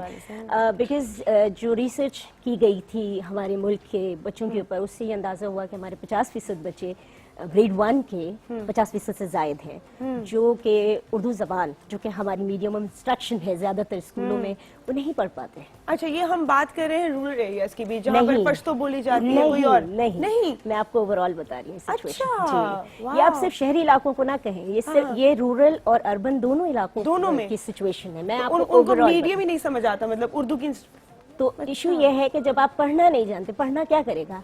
आपको तैयार करता है आगे आने वाले दिनों के लिए, आपको तैयार करता है कि आप क्रिटिकली सोचें. बिल्कुल. आपको तैयार करता है कि आप एनालिसिस करें. आपको तैयार करता है, यानी आप फाउंडेशन बिल्ड करते चले जाते. बिल्कुल. तो उस हवाले से जो असातिज़ा हैं उनकी तरबियत का और बच्चों के लिए रिसोर्सेज का ये प्रोजेक्ट लेके आया गया. और ये बड़ा एक, आप ये समझ लें, फुल पैकेज जो प्री सर्विस से लेकर इन सर्विस से लेकर तमाम असातिज़ा की ग्रूमिंग, उनको तैयार करना विद रिसोर्सेज के बाद साथ स्कूलों को इक्विप्ड करना, ताकि आने वाले दिनों में आप एक बेहतर बच्चे जो पढ़ना और लिखना जानते हो प्रोड्यूस कर सके. और फिर जो आपने बात की कि आपकी इकोनॉमी भी इम्प्रूव हो सकती है. अच्छा, एज अ टीचर मैं आपसे पूछना चाहूँगी, एक मेन वजह जो है वो क्या है कि बच्चे स्कूल क्यों नहीं जाते, या स्कूलों में क्यों तादाद कम है बच्चों की? बिल्कुल अर्लियर लेवल पे ये होता है कि बच्चे को रीडिंग में मुश्किल होती है, बच्चा पढ़ना जान नहीं सकता, बहुत जल्दी ये काम होता नहीं है. यकीनन एक बच्चे के लिए एक नया काम होता है पढ़ना घर से निकल के. तो उसमें जब मुश्किल आती है, जब बच्चे को बुक्स ही समझ में नहीं आती, लिखना नहीं उसे समझ में आता, फिर टीचर भी उसे थोड़ा सा वहाँ पर करता है कि चलो इसको नहीं आता, इसको नहीं आता, मतलब थोड़ा सा रवैया उसका डिफरेंट हो. हालांकि अच्छा होना चाहिए, लेकिन सम टाइम होता है कि उसकी वजह से भी ड्रॉप आउट जो है ना बढ़ जाता है. तो यहाँ पर ये ज़रूरी है कि मतलब जब टीचर्स को हम बहुत ज़्यादा ट्रेनिंग्स देंगे और जिस तरह से पढ़ाने की. तो पाकिस्तान रीडिंग प्रोजेक्ट, इस हवाले से मैं यहाँ पर शेयर करना चाहूँगी कि पाकिस्तान रीडिंग प्रोजेक्ट हमारे पास जब से आया है, 2 साल से हमारे पास ये चल रहा है. मैं एज हेड टीचर भी काम कर रही हूँ. इस्लामाबाद मॉडल स्कूल G10 1 की मैं हेड प्रिंसिपल हूँ. तो और इन लोगों के साथ मैं एज मेंटोर काम कर रही हूँ. अच्छा, do you understand any of what's going on here, the conversation we're having? Just a little bit. Just a little bit? So you're in the loop, right? So we're talking about Pakistan Reading Project, and I would like you to emphasize on the importance of reading for a kid. Yeah. What is it? Well, the teachers training. Yeah. Well, reading is really the most fundamental skill a human being can learn. You know, it's through reading that we learn to gain information and learn about the world around us. And I think it really is like the most important skill for employability as well. Okay, so what about Pakistan Reading Project? What is this project focusing on basically? Yeah, I think the Pakistan Reading Project has done a lot of great work to put reading on the agenda, to make reading a subject in its own right, to have every classroom dedicate time for reading. And you know, learning to read is really rocket science. So connecting letters with sounds and ultimately forming words and then fluency and then having students comprehend a text in front of them. And that's really the foundation for critical thinking. Yeah, that's true. So are you focusing on English reading or Urdu reading right now? Urdu, Sindhi, and in the future Pashto. Really? Yeah. Are you also part of the project? Are you learning Urdu through this project as well? I am Yeah, very because slowly. you can, right? Yeah, I mean, exactly. Okay. तो मुझे थोड़ा सा इसके बारे में बताएं. मैं कल जॉर्ज से बात कर रही थी, मुझे बता रहे थे कि हम उर्दू फोनिक्स इंट्रोड्यूस करा जी रहे हैं. बिल्कुल. क्या उसकी है? वजह ये है कि ज़बान कोई भी ज़बान है वो आवाज़ों से ही बनी हुई है. बिल्कुल. तो जो बड़ी रिसर्च हुई, शायद मुझे नहीं पता, शायद आपने भी, बहुत सारे तरीके हैं उर्दू पढ़ाने के, तो जिसमें से एक अलिफ बाई तरीका था जिसमें बे अलिफ बा और जीम अलिफ जा करके जिसमें सिखाए. आपको रटे मारते हैं आप. जी अरे जी बे पे. बिल्कुल. हाँ, और अभी तक मुझे लगता है 90% लोगों को अगर को पूरी सुनाओ तो उनको ऑर्डर नहीं आती. लेकिन अब इस तरह है कि आप इसको साइंटिफिक वे में, फोनिक साइंटिफिक तरीका है, रिसर्च बेस्ड तरीका है, जिसमें जो आप सुन रहे हैं, मैं जो कह रही हूँ आप वो सुन रहे हैं और फिर आपका दिमाग उसी बात को डिकोड कर रहा है. तो यानी अगर मैंने आपको बाबा कहा है तो आपके कानों ने बा सुना है. बिल्कुल. ठीक है ना. तो इसका मतलब है स्टूडेंट को सिखाया वैसे ही जाना चाहिए. तो मैं आपको सिर्फ ये इंट्रोड्यूस कर देती हूँ कि ये दिखा देती हूँ कि इसके अंदर आपको नजर आ रहे होंगे ये हमारे सिलेबल्स हैं उर्दू जबान के. कुछ हरूफ हैं, कुछ सिलेबल है, जिसे जब आप जोड़ेंगे तो अल्फाज बनते हैं. ठीक है ना. ये जबान का स्ट्रक्चर है. अच्छा, ये उर्दू नहीं है, ये सिंधी भी है, ये पश्तो भी है. ये हमारी जबान है, अंग्रेजी नहीं, लेकिन हमारी जो जबान है यहाँ बोली जा रही है, स्पेशली ये 3 जबानों का जो मैंने आपसे जिक्र, ये सब सिलेबिक लैंग्वेजेस हैं. तो इसीलिए जितने भी प्रोजेक्ट ने जो मटेरियल रिसोर्सेज तैयार किए हैं, अब इस तरह के स्टूडेंट्स जब बैठे हुए हों और आप उनको ये दें और उनसे कहें इफ दे रिकॉग्नाइज इट, तो बड़े दिलचस्पी से इसको बनाने की कोशिश करते हैं. तो एक उस्ताद अगर बाबा और बाजा बोर्ड पे लिख दे और कहे आपको कि आप ट्रेस करें, कॉपी करें, और एक वो तरीका जब आप रिसोर्सेज स्टूडेंट्स के हाथ में देते हैं और आप उससे कहते हैं एक्सप्लोर करो क्या क्या बन सकता है. सो दिस मेक डिफरेंस, जिसमें आप उसको अथॉरिटी दे रहे हो काम करने की. And then again in the case of teachers, ये तो मैंने आपको एक मॉडल दिया है. इसके अलावा अगर आपको यहाँ बड़ी बड़ी किताबें नजर आ रही होंगी, we call it big books. In big books के अंदर आप इस ग्रेड के बच्चे को, क्योंकि पढ़ना जिस तरह भी जेमी ने आपको इंट्रोड्यूस किया है कि स्टार्ट होती है लिसनिंग से, जिसकी टेक्निकल टर्म जो है वो फोनेमिक अवेयरनेस है. तो जब आप ये टर्म, इसका मतलब ये है कि before we go in writing आपको तैयार करना है सुनने के लिए उसको. और सुनने के लिए शायद स्कूलों में, बहुत सारे अच्छे स्कूलों में ये सिखाई जाती है, सुनाई जाती है. स्टूडेंट्स को स्टोरी सुनाइए, वो आपकी बात सुनते हैं, वोकैबुलरी इंप्रूव करते हैं, नई नई चीजें, उनका इंटरेस्ट पैदा होता है. उनका इंटरेस्ट पैदा बिल्कुल. होता है. there's another thing that I've been familiar with and what my mom used to do is before you go to sleep she would read me one page of a book. True. And I think that's basically what added to. एक हमारी misconception है यहाँ पर कि जो matric FSc के बच्चे होते हैं उनकी अंग्रेजी अच्छी नहीं होती. ठीक है. और क्यों अच्छी नहीं होती है, मतलब एजुकेशन में तो डिफरेंस नहीं है इतना, मतलब मुझे लगता है ज्यादा मुश्किल पढ़ाई होती है हम लोगों की. पर क्या रीजन है? ये सब वजह उसकी यही है. देखिए, आप जबान, आपने उर्दू कैसे बोलनी सीखी, या जो भी घर में बोल के, एक दूसरे से बोल के, सुन के, बिल्कुल आपके घर में बोली जाती थी. हमारा इशू ये है कि उर्दू जबान, जहाँ स्कूलों में उर्दू है, जो school medium of instruction Urdu रखते हैं, वहाँ वो जबान सुनी जानी चाहिए, बच्चों को वो सुनाई देनी चाहिए. अंग्रेजी जबान हम अगर 6ठी जमात से ABCD सिखा दें, आवाजें ना सिखाएं, और आप वो जबान नहीं सुन रहे. आपने कहा 12वीं 13वीं या BA का बच्चा नहीं लिख सक रहा, लेकिन आप 1 महीना उसको इंग्लैंड में रखें, वो जबान बोलने लगता है. क्यों? क्योंकि वो सुन रहा है, वोकैबुलरी इंप्रूव हो रही है. ये रीजंस हैं. अब जो ये आपने स्टोरीज की बात की ना, तो मैं आपको सिर्फ ये दिखा रही हूँ कि एक जो सबसे इम्पोर्टेंट फैक्टर है, क्लास का हर बच्चा एक जैसा नहीं सीखेगा, ये तय है.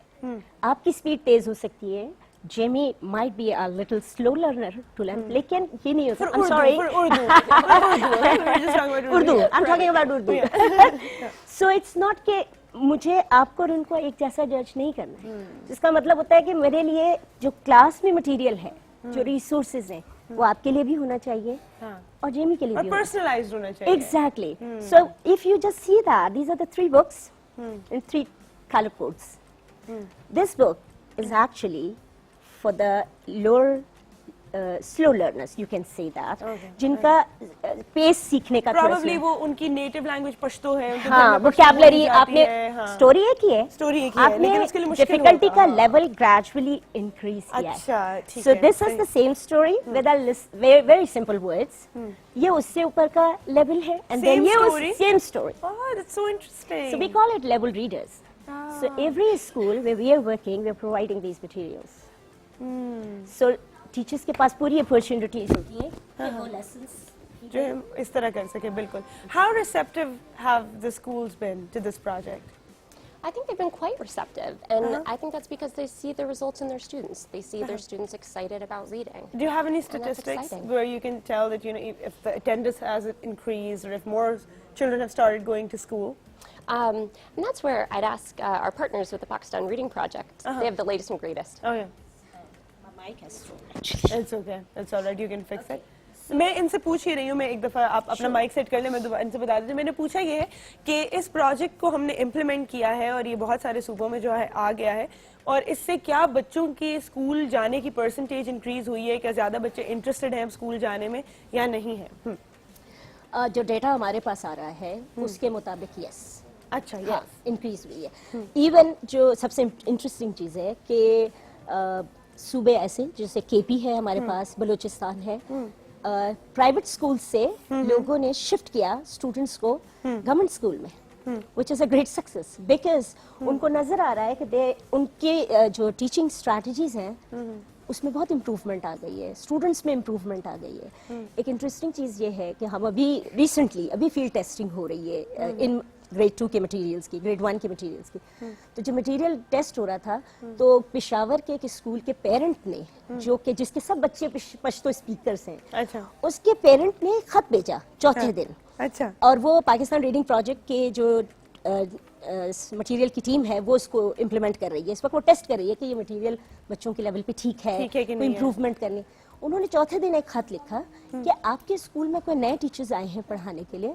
और कुछ चेंज है अच्छा, क्लासरूम के अंदर अच्छा। और मेरा बच्चा रोज आके मुझे एक नई चीज बता रहा है Oh, तो so प्लीज nice. उनसे कहेंगे कुछ टाइम और रहे तो ये तो वो तमाम असातिज़ा जिनकी ट्रेनिंग्स भी हुई हैं वो ये सारे काम कंटिन्यू कर रहे हैं अच्छा. मैं आपसे पूछूंगी ये ट्रेनिंग जो है कितनी डिफरेंट है आपके वैसे कन्वेंशनल पढ़ाने के स्टाइल से, जैसे आप लोग ऑलरेडी पढ़ाते थे, तो क्या चेंज है इस ट्रेनिंग में?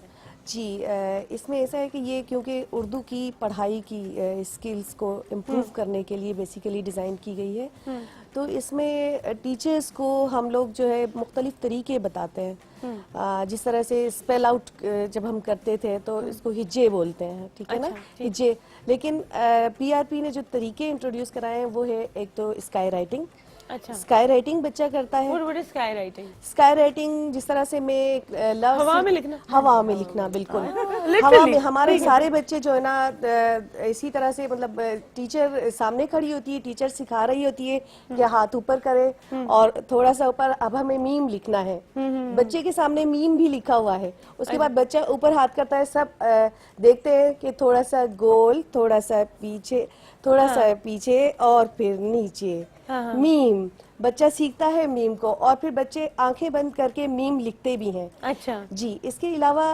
विजुअल इम्प्रिंट्स भी जा रहे हैं जी इसके अलावा जो है अल्फाज बच्चे को जो नहीं अदा करने आते उनकी हम टैपिंग भी करते हैं अच्छा जिस तरह आम बच्चा नहीं कह सकता नहीं कह पा रहा या उसको सिखाना है हमने कि आम किस तरह से कहना है तो हम बच्चे को सिखाते हैं आम ठीक है फोनिक्स के जी ये हम टैपिंग और ब्लेंडिंग इसको कहते हैं अच्छा या मोर अगर हम कहते हैं तो ओ मोर बच्चा सीखता है और बच्चे सब करके दिखाते हैं मैडम हम ब्लेंडिंग करें हम टैपिंग करें अच्छा। बच्चे बड़े क्यूरियस होते हैं और करते हैं अच्छा उनके लिए भी थोड़ा इंटरैक्टिव स्टडी सेशन है ना अच्छा इसके अलावा जो है हम क्लैपिंग के जरिए भी सिखाते हैं मुझे ये सारी टेक्निक्स जो है जैसे मैं कल भी बता रही थी ये हैंड्स ऑन लर्निंग या फिर इंग्लिश में ये एक्सपेरिमेंट की जा चुकी हैं पर उर्दू में ये नहीं आई अभी तक तो जुबान में असल में अपनी मादरी ये ज़बान टैपिंग भी प्लीज बताइए बिकॉज इज वेरी इंटरेस्टिंग मैं जो हूँ बच्चों को ऐसे ही पढ़ाती थी टैपिंग के जरिए फोनिक्स में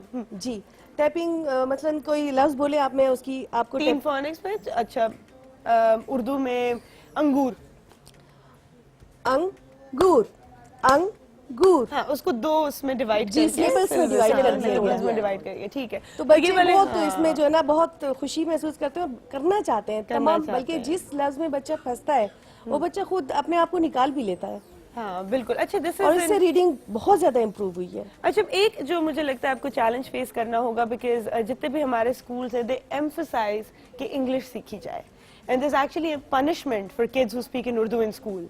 तो इस बात को, सॉरी हमारा टाइम हो, एक छोटी सी ब्रेक का, इस बात को आपने कैसे केटर किया है, किस तरह प्रिंसिपल का माइंड चेंज किया, या आप एक मीडियम ऑफ कम्युनिकेशन उर्दू को किस तरह बनाने जा रहे हैं? छोटी सी ब्रेक के बाद वापस आके आपको बताते हैं.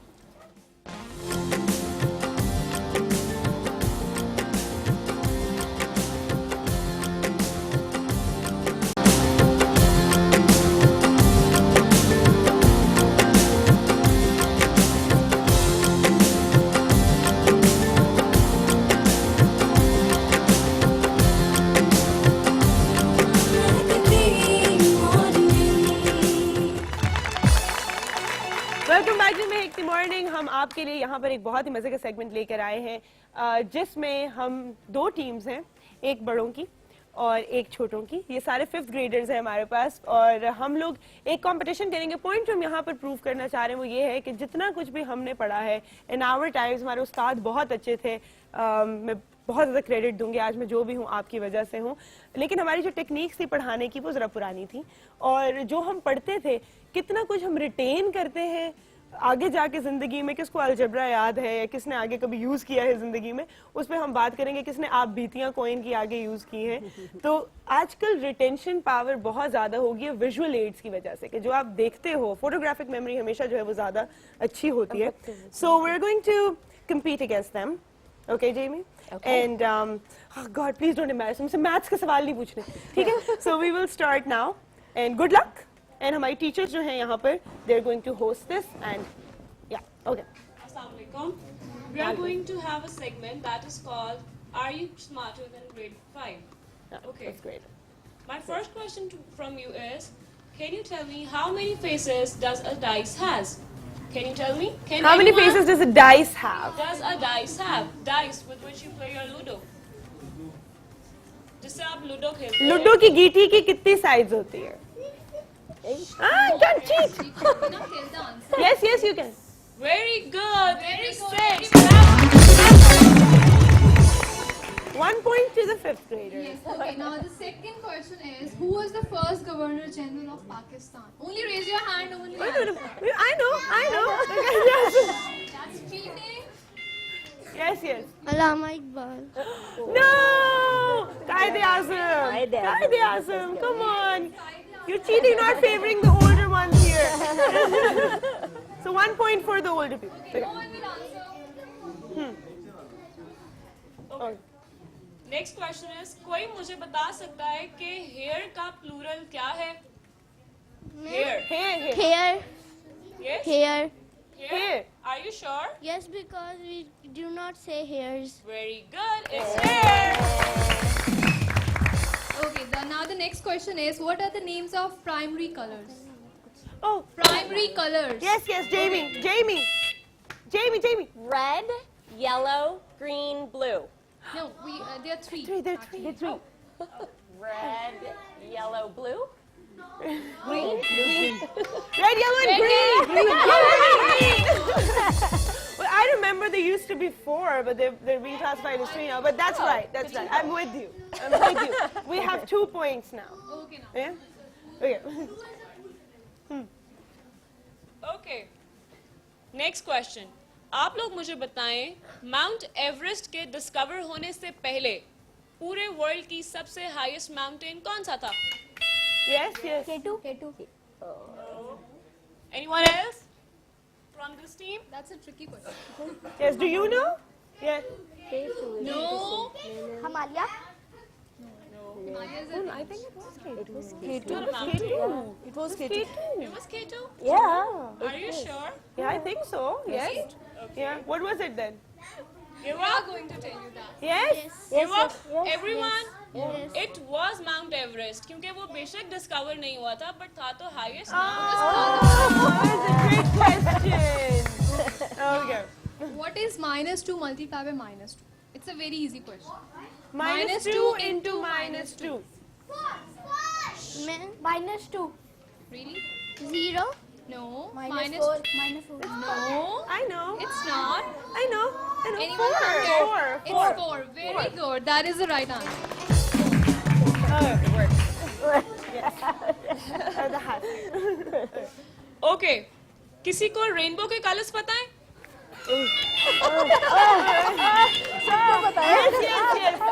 Yes. Red, yellow, green, blue, orange, violet, indigo. Again. Red, yellow, Yes, green, yes. blue, violet. Red, orange, yellow, green, blue, indigo, violet. Okay Okay. I think that she's right. She's right. She's right. Yes. Let's give it to them. Point ज्यादा हो रहा है, अब हमें करना पड़ेगा. Okay. इनके ही points हैं. अभी तक points क्या है? Who's winning? Who's winning? बच्चे The kids are winning. What about the grown-ups? Okay. Very good. Okay. Now the next question is, who is the founder of Facebook? Oh. Yes. Yes, please. Mark Zuckerberg. Yes. Cheating है, हमें buzzer नहीं दिया. अच्छा. हाँ.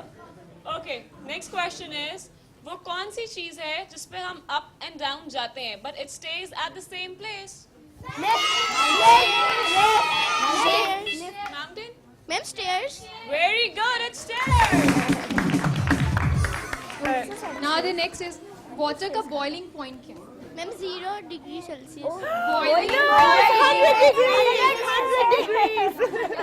100 degree Teachers, wait, I have a pro. Teachers are being biased. वो हमारी बात ही नहीं सुन रही है. Teachers हमारी बात ही नहीं सुन रहे. हमने पहले shout किया था. ये हमारा point है. You know, we might be grown ups, but we kids at heart. So, yeah. एक पॉइंट बड़ों को दे देते हैं ठीक है? Okay. Okay. Next question. How many days are there in the month of February? 28.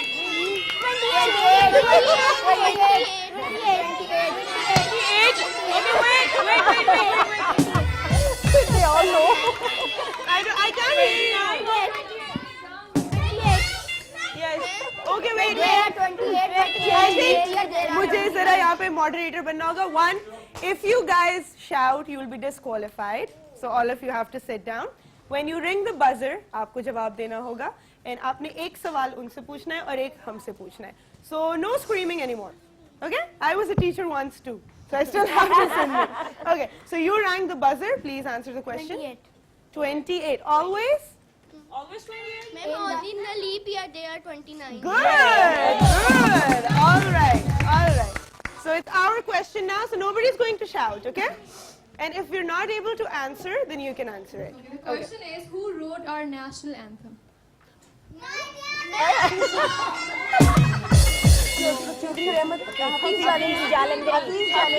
Hafiz Jalandhari. बड़ों के लिए भी clapping कर लिया करो ना. Okay, now it's your question. Next question. What is the national sport of Pakistan? Yes. Hockey. Great. Okay. Last question. Okay, now the last question is, in which year did Pakistan win the Cricket World Cup? 1992. These fifth graders. Amazing. I think all of you did really well. And how many of you are here? 1, 2, 3, 4, 5. And how many gifts do I have? 1, 2, 3, 4, 5. This is for you because you're the most patient of them all. Here. सब में एक जैसे gift है, tension ना लो. उसमें लड़कियों के जूते हैं, मैं आपको दे नहीं सकती. Here you go. Clap for the fifth graders. हम इस ब्रेक के बाद एक बहुत इंपॉर्टेंट बात करने जा रहे हैं. दैट इज, एक तो हमने बात की कि हमारा क्योंकि एक जनरल कॉम्प्लेक्स है अभी तक कि हम उर्दू नहीं बोलते, हम अंग्रेजी में ही बात करते हैं. हमारे पढ़े लिखे होने का सबसे पहला क्राइटेरिया यही होता है कि आपको अंग्रेजी कितनी आती है और इसको किस तरह चेंज किया जा रहा है. और नंबर 2, गर्ल्स एजुकेशन. अभी तक इसमें हम थोड़े से पीछे हैं. How important is it to educate a girl? लड़कियों को पढ़ाना कितना जरूरी है, क्यों जरूरी है? छोटी सी ब्रेक के बाद इस पर हम बात करेंगे. जल्दी से वापस आइए.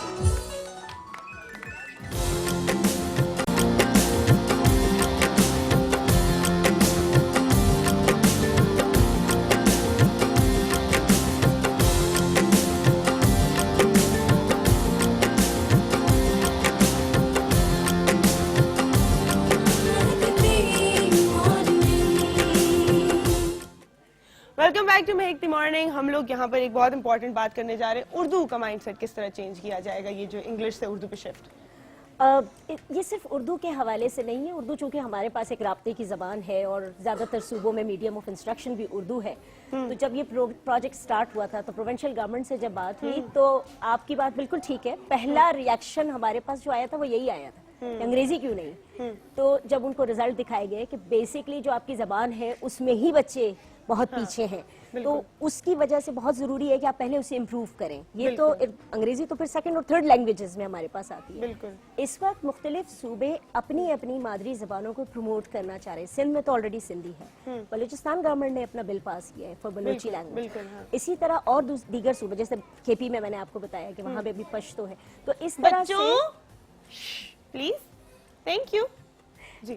تو اس طرح سے مختلف مادری زبانوں کو پروموٹ کریں, کیونکہ جب آپ اپنی زبان میں ایک چیز سیکھتے ہیں تو اسے ریٹین کرنا آسان, وہ بہت دیر تک رہتی ہے. پھر آپ اگلی زبان میں آپ خود اپنے آپ کو سوچیں, آپ نے پشتو سیکھی, آپ کا سارا ٹائم جو ہے وہ ٹرانسلیشن میں گزر جاتا ہے اور آپ چیز سمجھ نہیں سکتے. It's a very valid point. لڑکیوں کی education, girls education, Y is it so important, اور ہم why do we emphasize on it so much. Well, 2/3 of the 24 million of out-of-school children in Pakistan are girls. And studies have shown that when girls have an education, not only do they earn more money, they have fewer and healthier children, and they participate more in their societies. So the whole country can grow economically and socially when girls are educated.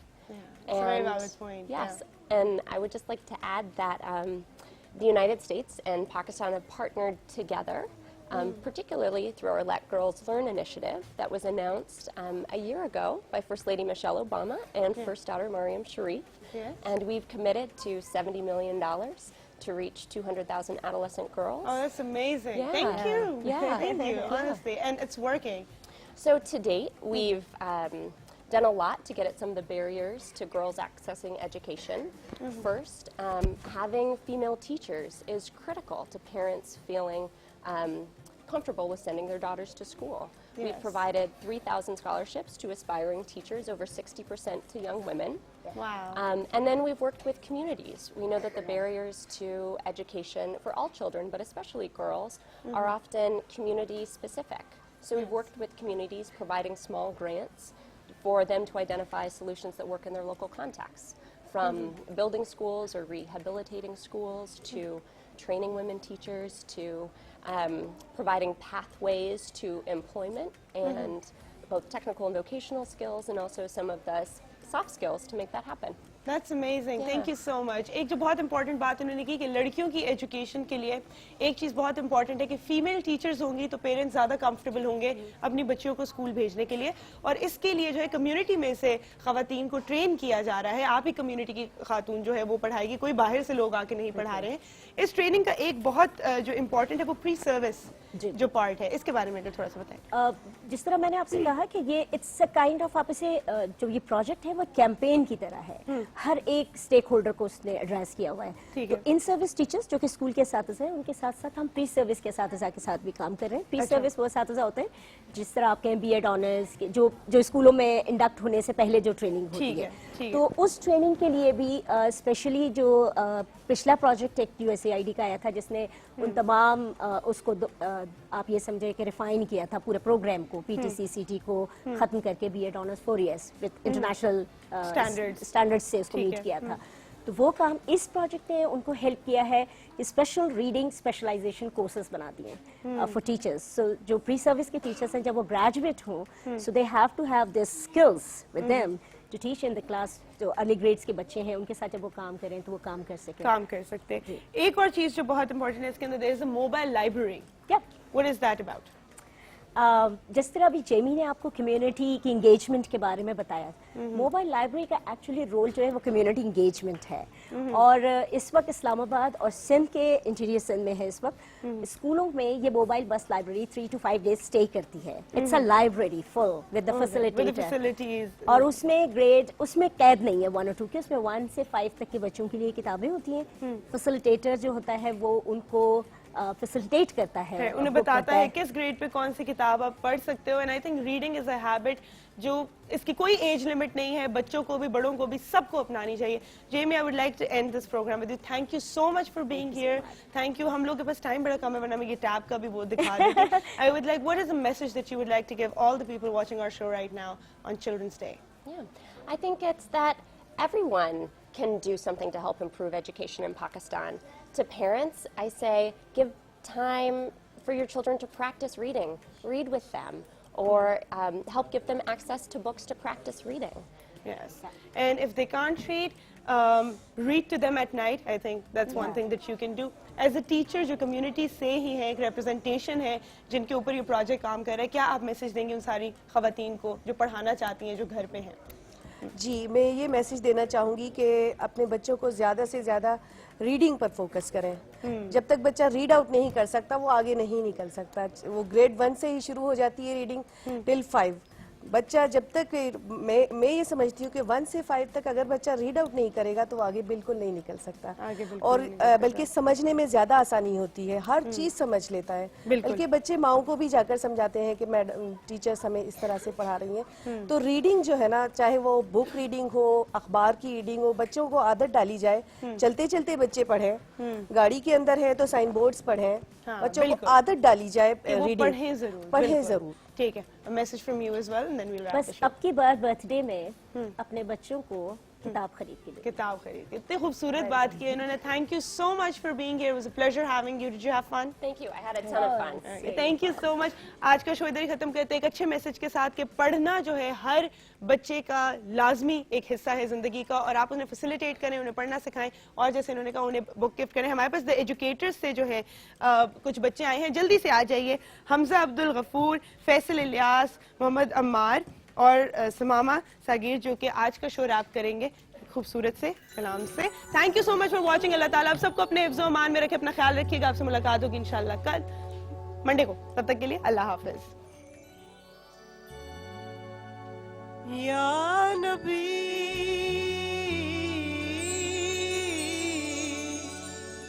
یا نبی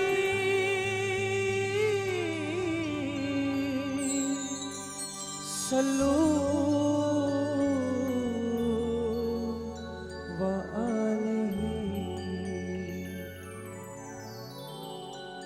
تو کجا من کجا, تو کجا من کجا, تو کجا من کجا, تو کجا من کجا. تو امیر حرم میں فقیر عجب, تو امیر حرم میں فقیر عجب. میں طلب ہی طلب تیرے گن اور یہ لب. اس پروگرام کے لیے تعاون کیا